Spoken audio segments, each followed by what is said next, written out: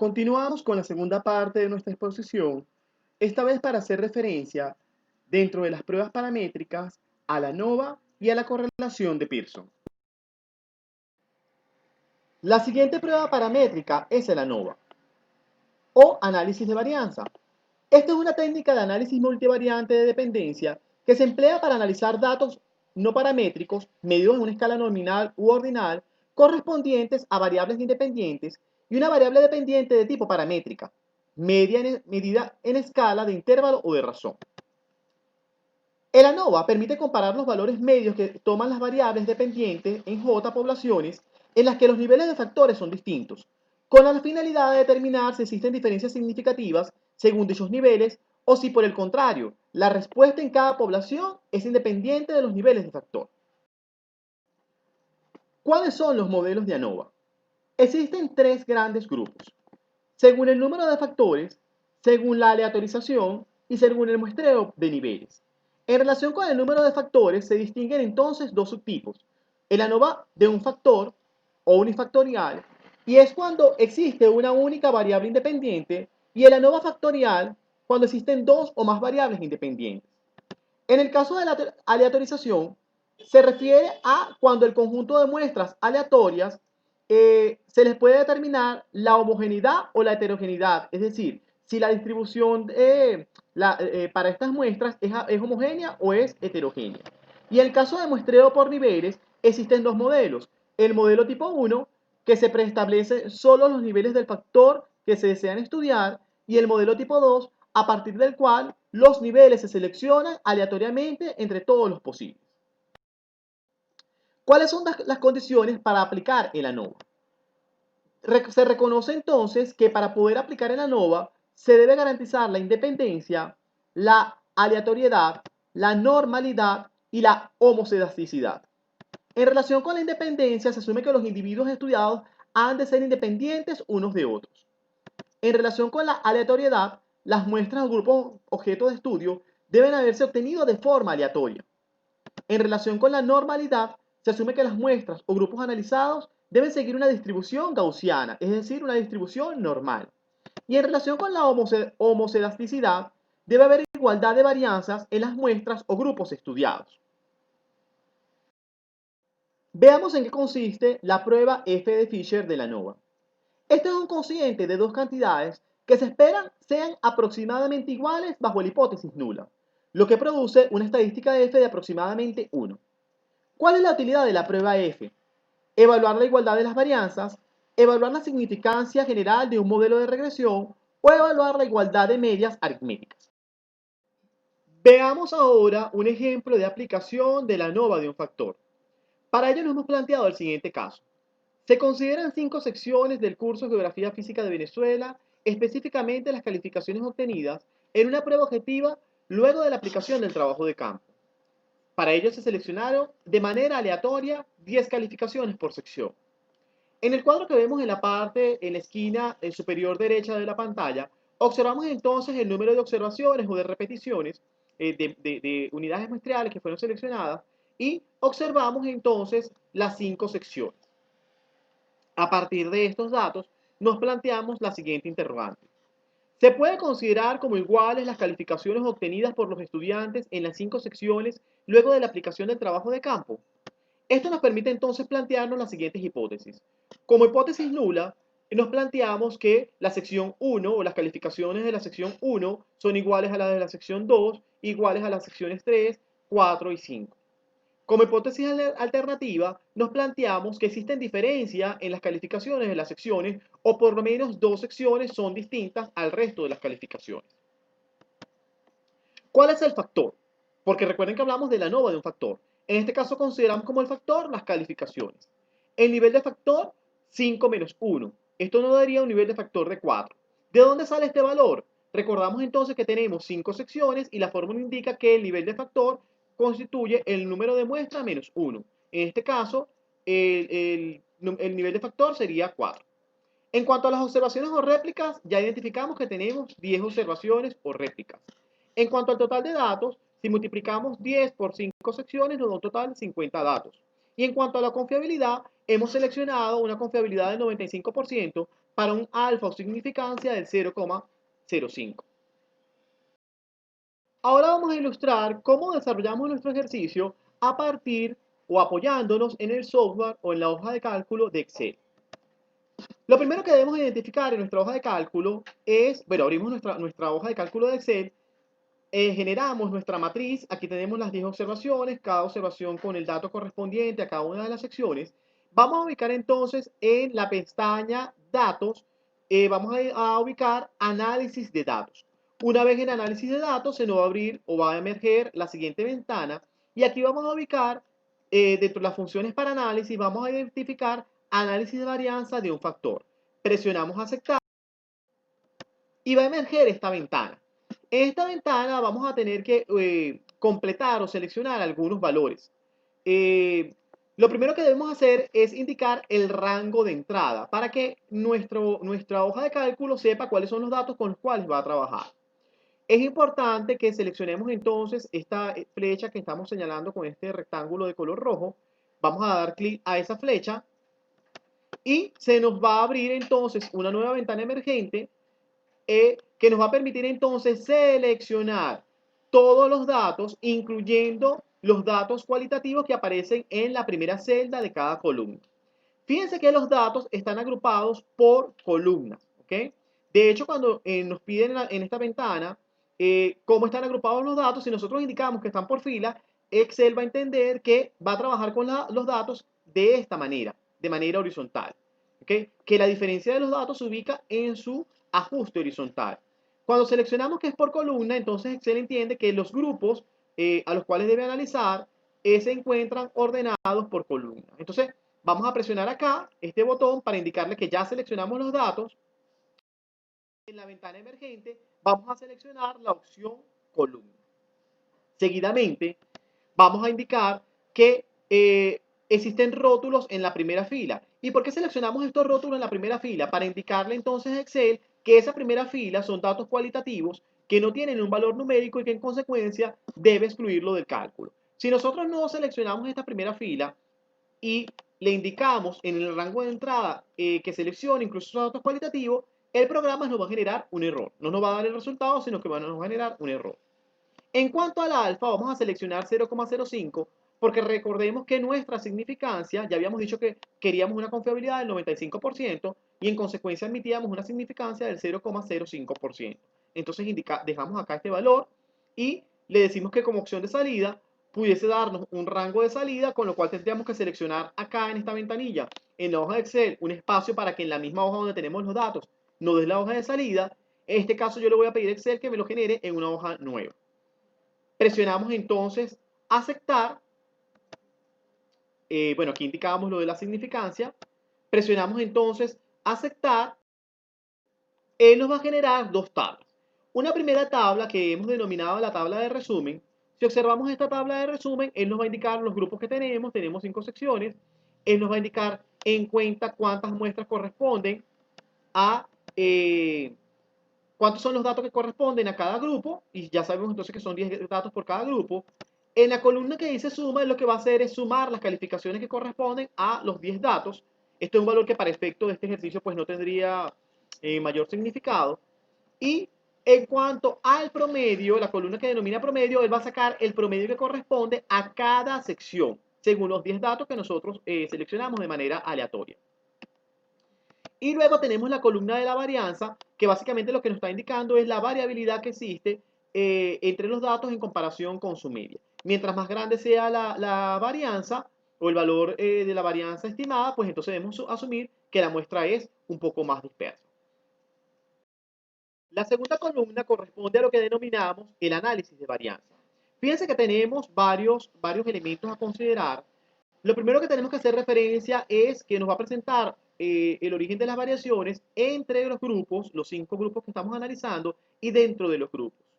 La suma de los cuadrados, la columna que se denomina suma de los cuadrados, el primer valor corresponde a la suma de los cuadrados de los tratamientos y el segundo valor corresponde a la suma de los cuadrados del error. El total es producto de sumar el valor correspondiente a la suma de los cuadrados del tratamiento más el valor correspondiente a la suma de los cuadrados del error. En relación con los grados de libertad, el primer valor que nos muestra el análisis de varianza corresponde a restarle a los tratamientos, son 5 tratamientos, es decir, son 5 grupos, menos 1. La fórmula nos indica que los grados de libertad es el número de grupos menos 1, en este caso sería 5 menos 1, nos da 4, y el segundo valor corresponde a los grados de libertad de los datos. Tenemos 50 datos, a eso le restamos los 5 tratamientos, nos daría 45, y este valor total es el resultado de sumar el valor obtenido para el tratamiento, los grados de libertad del tratamiento, más los grados de libertad de los datos. En relación con el promedio de los cuadrados, este es el resultado o el cociente de dividir la suma de los cuadrados, ¿sí? El valor correspondiente a la suma de los cuadrados entre el grado de libertad. Esto nos va a dar entonces estos dos valores que vemos de este lado de la pantalla.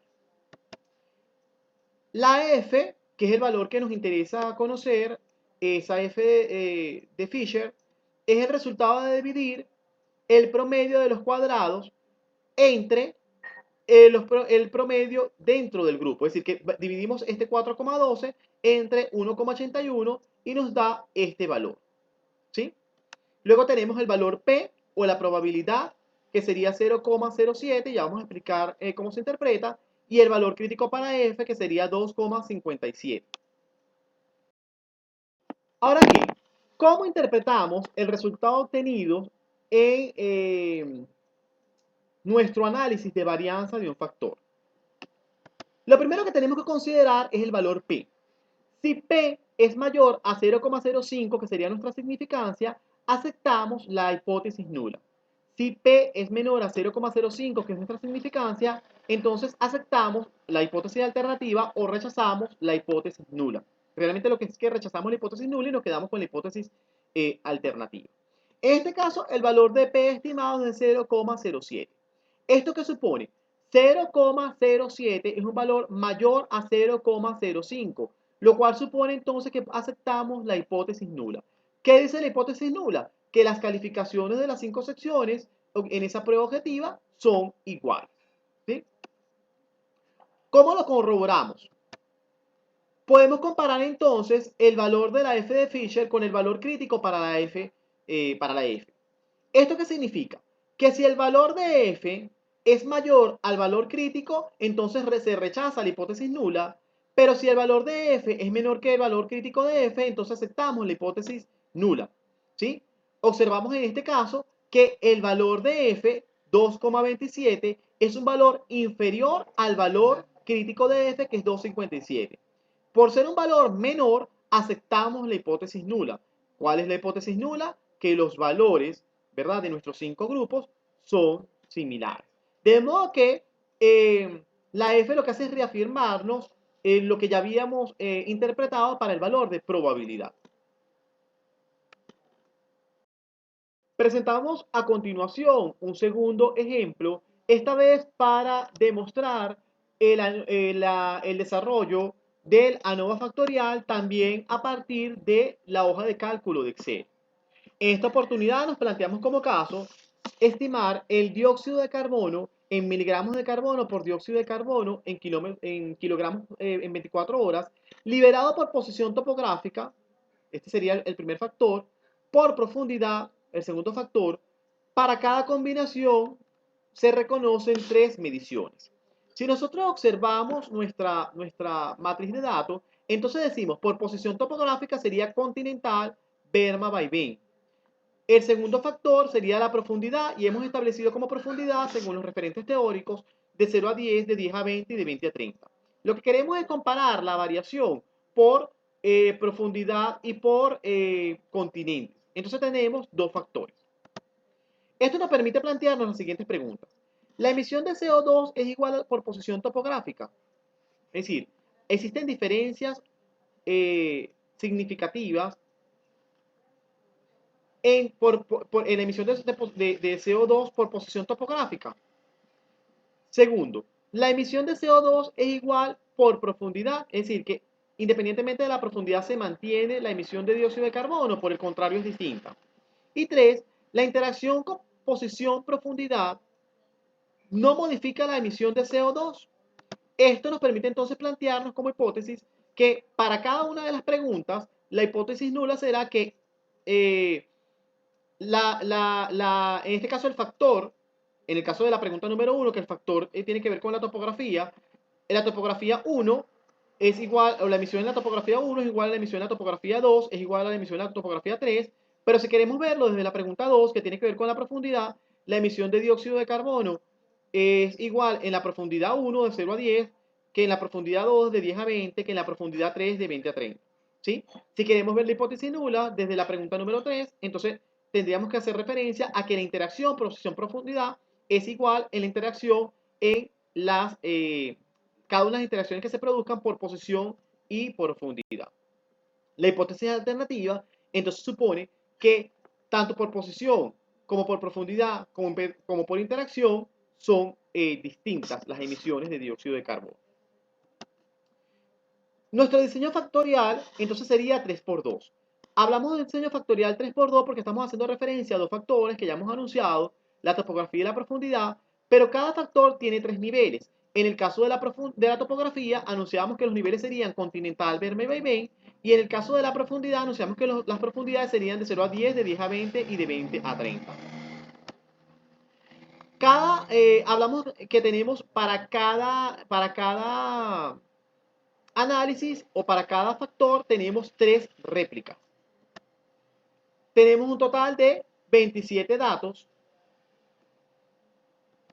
y la confiabilidad la hemos estimado. Recordemos que la confiabilidad la decide el investigador o el analista en un 95%, en consecuencia la significancia o el alfa es de 0,05. En el caso de Excel, repetimos prácticamente el mismo procedimiento que para la ANOVA de un factor, solo que vamos a ver algunas variantes.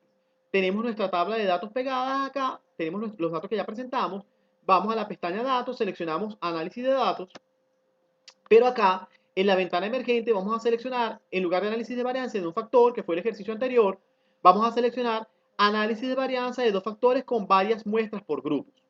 Presionamos aceptar. En la ventana emergente vamos a indicar el rango de entrada presionando esta flecha y seleccionando los valores, pero debemos indicar que tenemos 3 muestras por fila y que nuestro alfa es de 0,05. Presionamos esta flecha, emerge esta ventana y aquí vamos a seleccionar entonces los datos. Fíjense que aparece esto acá con segmento que nos indica que estamos seleccionando estos datos, pero quiero hacer una aclaratoria. Para que se pueda entender que el factor 1, ¿verdad?, está constituido por 3 niveles, pero que pertenecen a ese factor ordenados en una columna, y que el factor 2 pertenece al mismo nivel, perdón, los 3 niveles pertenecen al mismo nivel y que han sido ordenados por fila, debemos sustituir los valores, las denominaciones que teníamos en el cuadro inicial. Recordemos que teníamos en el cuadro inicial, en el caso de las columnas, las posiciones topográficas y decíamos continental, berme y vaivén. Y en el caso de la profundidad referíamos de 0 a 10, de 10 a 20 y de 20 a 30. En este caso lo que hemos indicado es que todos estos 3 niveles corresponden a posición y lo hemos diferenciado por 1, 2 y 3. Y en el caso de las filas, hemos indicado que estas 3 corresponden, perdón, en este caso serían las filas, en este caso serían las columnas, disculpen. En el caso de las columnas, hemos indicado que la profundidad 1, profundidad 2, profundidad 3, corresponden entonces a el mismo factor y los estamos diferenciando entonces por los números 1, 2 y 3. Seleccionamos entonces todos los valores, incluyendo las denominaciones cualitativas, y luego presionamos esta X roja. Se nos despliega nuevamente la ventana. Aquí colocamos entonces que existen 3 muestras por cada fila. Colocamos entonces el factor de 0,0, el alfa de 0,05 que habíamos definido previamente. Y en la opción salida marcamos la opción de nuestra preferencia. En este caso yo le pido que me lo indique en una hoja nueva. Este análisis nos va a presentar unas tablas descriptivas como las que mostrábamos para la ANOVA de un factor. No la vamos a explicar nuevamente por razones de tiempo, porque son fundamentalmente de carácter descriptivo, pero sí nos interesa destacar el análisis de varianza. Fíjense que en el caso del origen de la variación, nos presenta ahora la variación por muestra, que en este caso está haciendo referencia al factor que presentamos en las filas, es decir, a la posición topográfica. Luego nos presenta la variación o las variaciones, las posibles variaciones por columna, es decir, por profundidad. Y luego nos presenta la interacción posición topográfica profundidad. Queremos destacar de acá el valor P porque tenemos que hacer referencia o recordar que si el valor P es mayor a 0,05, que es nuestra significancia, aceptamos la hipótesis nula, es decir, que asumimos que la emisión por posición topográfica, la emisión por profundidad o incluso la emisión en la interacción posición topográfica profundidad son iguales. En el caso de que el valor P sea menor a 0,05, que es nuestra significancia, entonces rechazamos la hipótesis nula y aceptamos la hipótesis alternativa, donde alguno de los elementos que está interactuando, bien sea por posición topográfica, por profundidad o incluso la interacción de ambas, pudiese presentarse de manera distinta. Observamos entonces que para las muestras correspondientes o el análisis de variaciones por posición topográfica, el valor P es de 0,99, un valor que es superior a la significancia de 0,05, lo cual entonces nos permite aceptar la hipótesis nula y concluir que para la variable posición topográfica no existen diferencias significativas. En el caso de la columna o el factor profundidad, el valor P es de 0,69, un valor superior a la significancia que es 0,065, por lo que aceptamos la hipótesis nula y concluimos que para la variable profundidad no existen diferencias significativas. Y en el caso de la interacción, el valor P es 0,82, es un valor superior a 0,05 y esto nos permite aceptar la hipótesis nula y concluir que la emisión de dióxido de carbono no presenta diferencias significativas en interacción topografía-profundidad. Esto lo podemos corroborar cuando hacemos el contraste del valor F con su valor crítico. En el caso de la F, y al contrastarla con su valor crítico, tenemos entonces que si F es mayor que el valor crítico, se rechaza la hipótesis nula. Pero si F es menor al valor crítico de F, se acepta la hipótesis nula. Veamos entonces qué ocurre en el caso de el factor posición topográfica. Vemos entonces que el valor de F es 0,0058 y su valor crítico es 3,55. Quiere decir que F es menor que el valor crítico. Si F es menor que el valor crítico, entonces aceptamos la hipótesis nula, que ya lo habíamos dicho para el caso de la probabilidad. En el caso de la profundidad, contrastamos entonces el valor F 0,37 con el valor crítico de F 3,55 y observamos que F es menor a su valor crítico o al valor crítico estimado.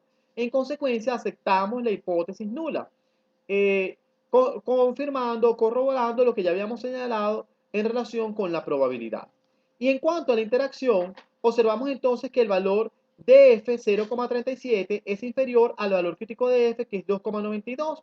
En consecuencia, aceptamos la hipótesis nula, tal como lo habíamos señalado para el caso de la probabilidad. La última de las pruebas paramétricas que trajimos para nuestra presentación es el coeficiente de correlación de Pearson. Pero nos tenemos que preguntar, ¿qué es un coeficiente de correlación? De acuerdo con Góngora y Hernández, un coeficiente de correlación mide el grado en que dos variables tienden a cambiar al mismo tiempo. El coeficiente describe tanto la fuerza como la dirección de la variable. En nuestro caso, el coeficiente de correlación de Pearson constituye un valor entre -1 y 1. Observamos en esta tabla que el coeficiente de correlación de Pearson mide la dirección de la relación y mide la fuerza o magnitud. La dirección de la relación va a estar indicada por el signo que adopte el valor final, el coeficiente o el valor que obtengamos para R. Si el valor obtenido es negativo, entonces asumimos que una variable aumenta y la otra disminuye de manera proporcional. Si el valor es positivo, asumimos que las dos variables aumentan de manera proporcional.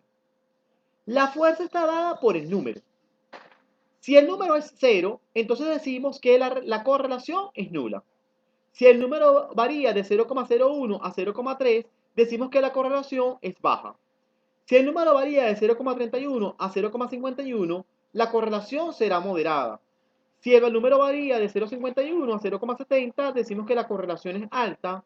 Si es de 0,71 a 0,99, muy alta. Y si la correlación es igual a 1, entonces decimos que es perfecta.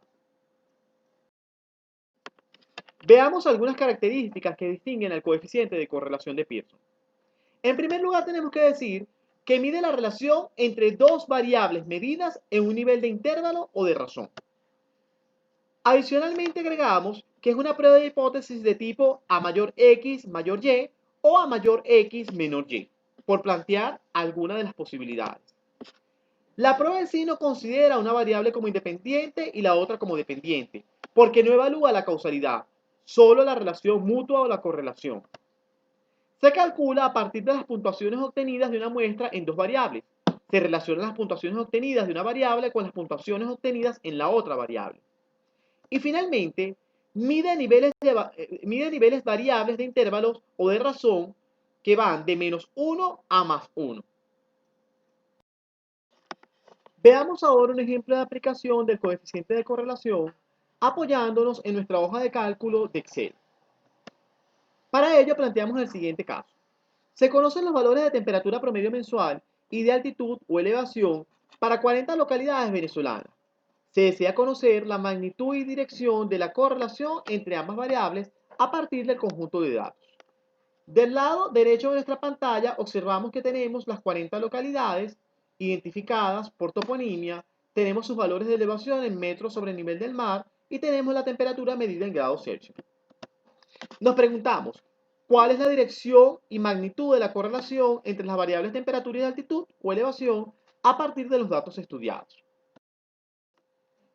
Para ello entonces transcribimos nuestros datos en la hoja de Excel y vamos a seleccionar en una celda aparte o aparte dos celdas.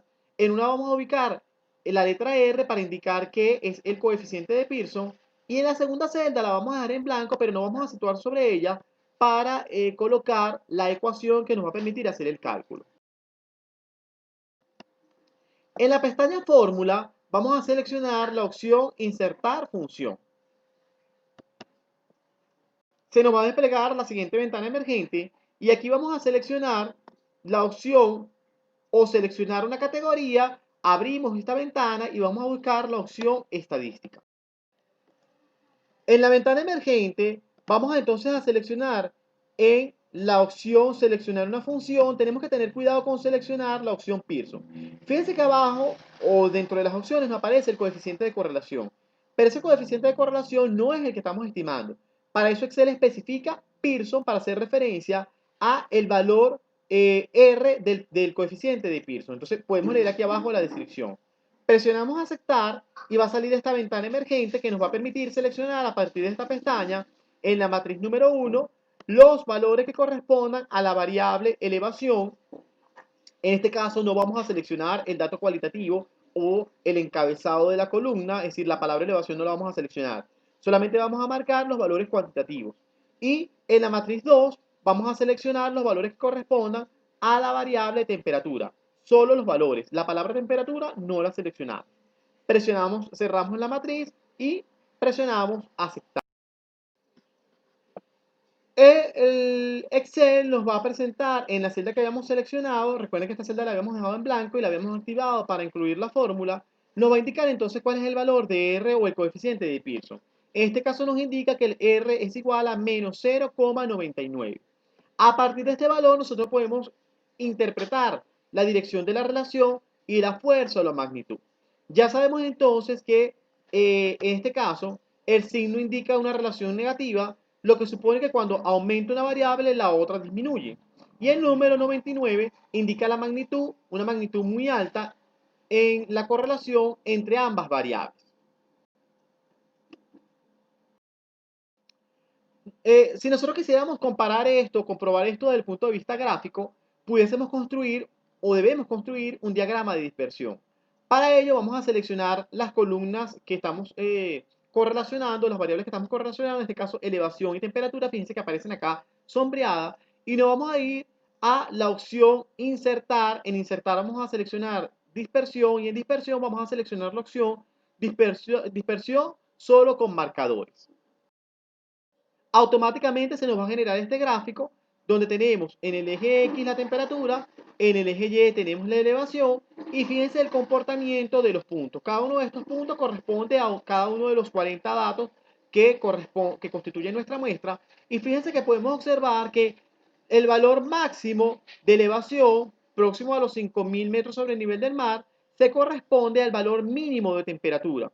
El valor mínimo de elevación pudiésemos ubicar cualquiera de estos puntos, puede ser este valor de elevación que está en el orden aproximadamente próximo a los 500 metros sobre el nivel del mar, se corresponde a un valor alto de temperatura. ¿Esto qué nos indica? Que a medida que aumenta la variable elevación, disminuye la variable temperatura. De ahí entonces que podemos afirmar que el comportamiento de los puntos permite corroborar la correlación negativa, lo que supone que los valores más altos de elevación están vinculados a los valores más bajos de temperatura.